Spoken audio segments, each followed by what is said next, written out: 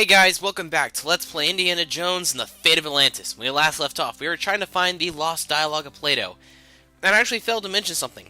There are actually 3 possible locations for the lost dialogue to be. One of them is in this tipped-over bookcase. I believe it's part of the old Ward collection. One of them is inside one of those casts from the beginning, and another one is in a hidden chest, actually up in this room. And if I remember correctly, it's the Ashkenazi collection, if I remember correctly. So, we basically look for something that says the Ashkenazi collection. So we're gonna go and push this big crate, because we can, and we're awesome. Oh, hello. I believe it's part of the old Ashkenazi collection. Sweet. So now we know where it is. Let's get that damn chest. I believe it's locked. Well, shit. Well, anyway, folks, I know how to get this, but I'm going to go and show you the other ways on how you can get the lost dial at Plato if it's in the other 2 locations. And first and foremost, we need to look at this arrowhead. It's from the Shamet collection. Very sharp. Yes, it is indeed. Now, we're going to go and pick up the arrowhead, and we're going to go back down the gaping hole. Now then, when I first played this, the lost dial was actually located, Ashkenazi collection was actually in the bookcase. And the thing is, we can't normally do anything with the bookcase because it's screwed in tight. It's a screw. Early 20th century, I believe. What is this? That's why we use the arrowhead. Well, we can either use the arrowhead now, or we can wait till we get another item that's essential. But we're going to go and use it now so we can get a pretty funny scene. Ouch! The screw came out, but that hurt. Cool thing is, if you try doing it again... I can't unless I find a way to protect my hands. Yes, Dr. Jones wants to be smart about this. So, the only way to protect your hands is actually go downstairs and pick up a dirty rag. It's a greasy old towel. Now, let's go and pick up. Now then, another thing we can, another possible artifact location, let's go and pick up the coal for no rhyme or reason, is actually up in the room where the cats were. That actually led us down here. It's too slippery to walk up. Now, this is where the gum comes into play. So we can use gum I with think coal I'll stick chute. this on my shoes for traction. What do you know? The gum works! Yes, kids. If you ever want to climb up slippery shafts of any kind, you know, just basically use, chewing gum for traction. Another cat idol. It looks odd. I believe it's part of the old Dunlop collection. Yes, it's not the right one, but we're still going to pick it up. It's made out of wax. Well, this is a fake! Anyway, the cat is actually one of the other places where the lost dialogue can very be. It's hot. No shit, Jones. The furnace is hot, you say? No. And we're going to open up the furnace, and we're going to go and use Wax Cat with the furnace. Wow, it melted. And, of course, that would show the lost dialogue of Plato. Though, I wonder, if you shove the cat in there, wouldn't the lost dialogue also burn up as well? You know, just thinking aloud, Dr. Jones. And we're going to go and get something that we're going to need to actually complete our Ashkenazi quest, which needs us to go back to Dr. Jones's office.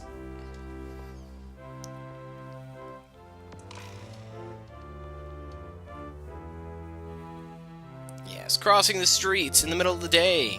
No, go back to the office. Hi, Sophia. Well, don't just stand there.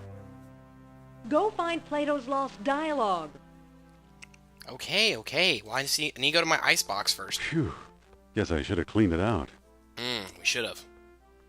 What's this? I guess it's mayonnaise, but it looks like used motor oil. Well, believe it or not, we actually need this jar of mayonnaise. Lovely. Man, Jones, you really need to clean out your fridge next time.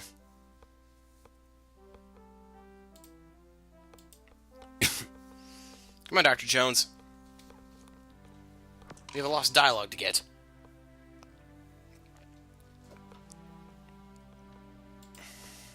Right, now we're going to walk up the stairs. And we're going to go ahead and solve part, in case the Ashkenazi collection was this tipped-over bookcase.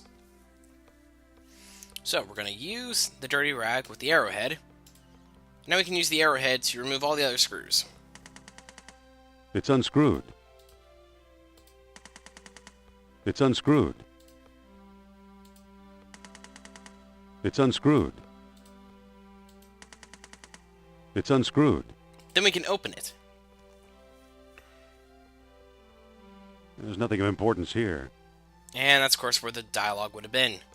So instead, we're going to use the rope and make our way up to the attic.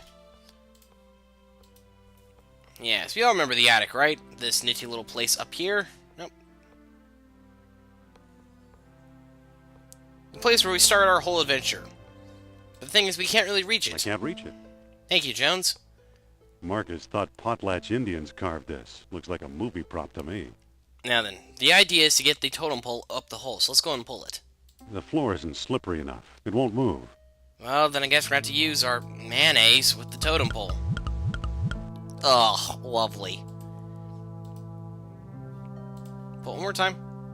There we go. Marcus thought potlatch Indians carved this. Looks like a movie prop to me. And lo and behold.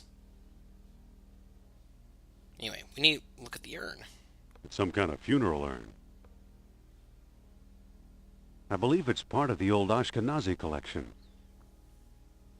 So, we need to open this up. Looks like someone's ashes in here. Fantastic. Well, since we've already defiled the dead once, let's defile the dead again. Feels like there's something loose in here. A key? I have to be more careful around these things. I don't think that'll work. Let's walk to trapdoor then. And if everyone can guess, we can use the key. It's dusty.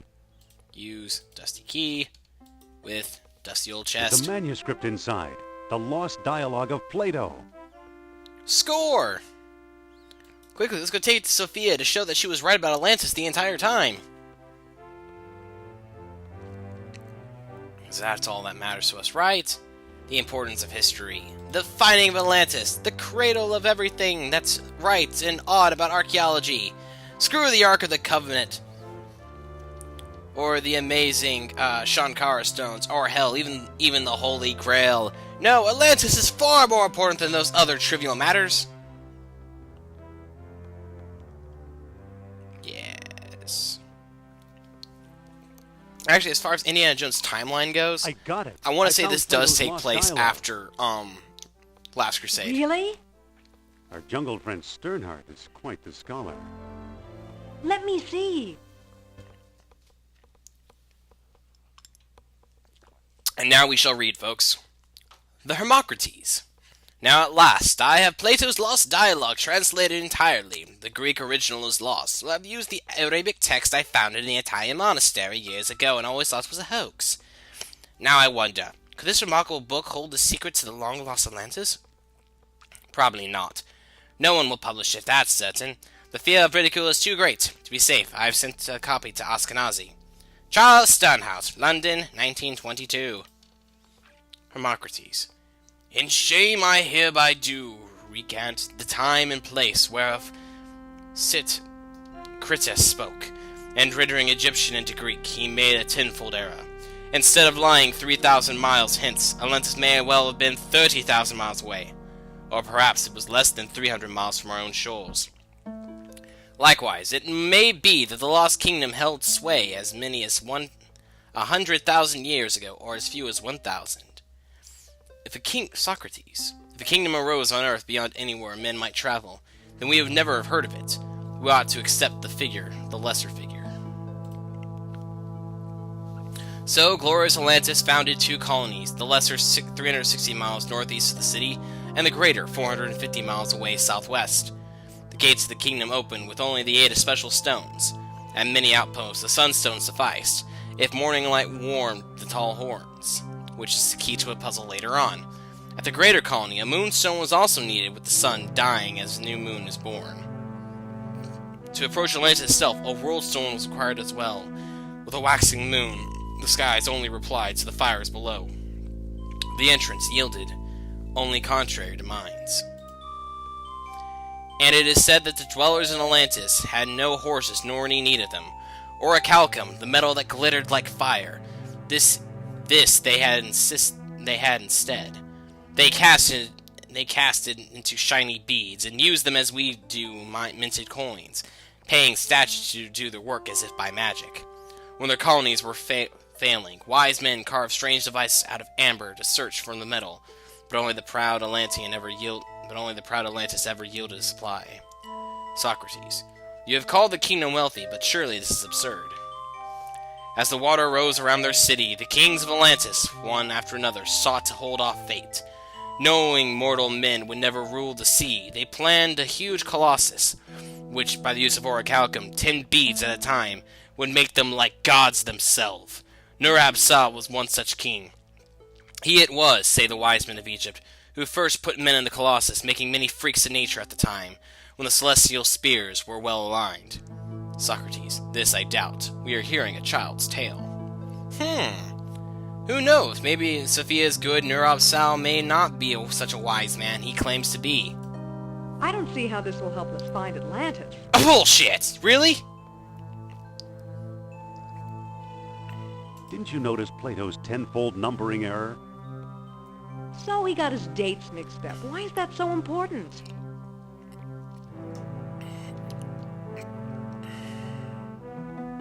We may not find Atlantis in the Atlantic at all. Where then? If Plato is right, Atlantis is in the Mediterranean. You mean 300 miles from Greece instead of 3,000? Yep.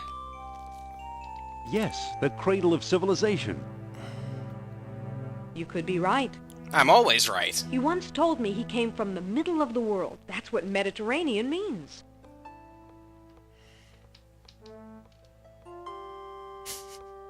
Enough with your fantasies. I'm talking facts. Wait, quiet. Oh, don't tell me to shut up, girl. I think I'm getting something. Ooh, yeah. Don't push this too far, Sophia. Will you just shut up and listen to me? Give me a good reason to. Among the artifacts that Kerner stole was a small stone disc with a hole in it. I'm sure it was one of the 3 stones mentioned in Plato's book. And I didn't find it. I bought it from Omar al-Jabbar in Algiers. Haven't we talked to enough of these nutcases? Or was it Alain Trottier in Monte Carlo? Either way, Algiers or Monte Carlo. Oh, God. This much I do know. You'll need all 3 stones if you want to find Atlantis.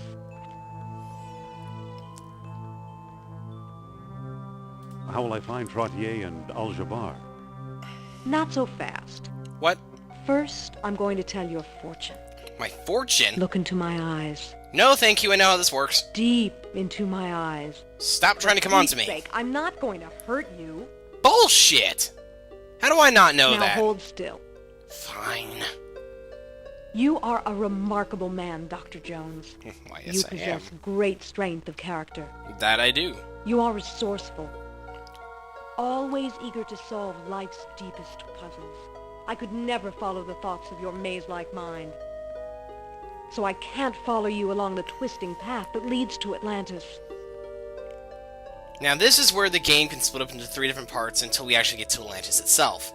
Currently, the way I've got it set out is the Wits path, which is what I'm accustomed, which is what I've taken before, and it's actually has a lot of cool puzzles in it. You know, there's also the Teams path, where you have Sophia by your side once again, and then there's the Fist path, where you basically go in, fist and wit flailing around, but we're going to take the Wits path. You're right. I better think this through alone. I understand. Stay in touch. I'll try. Take care of yourself, and don't talk to any strange Nazis. So long, Indy.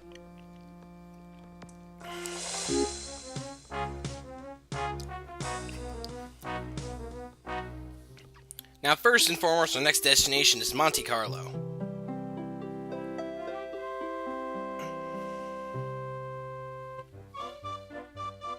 Now, first thing you're probably wondering is, well, how the frick am I going to find this? Oh, there he is. Excuse me.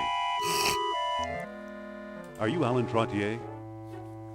Oh, perhaps. Who's asking? And this is where I have to cut it off, folks. I kind of jumped ahead of myself. If you didn't know who it was, you can basically talk to people who are aimlessly wandering around. And once you talk to them, say, oh yeah, he's balding, he has a brown jacket, he's got a flower on his lapel, so on and so forth. We're going to go and save the game right now. And there we go, folks. So, on next time, we will talk to Alain Trottier next time on Let's Play Indiana Jones, The Fate of Atlantis. See you guys then.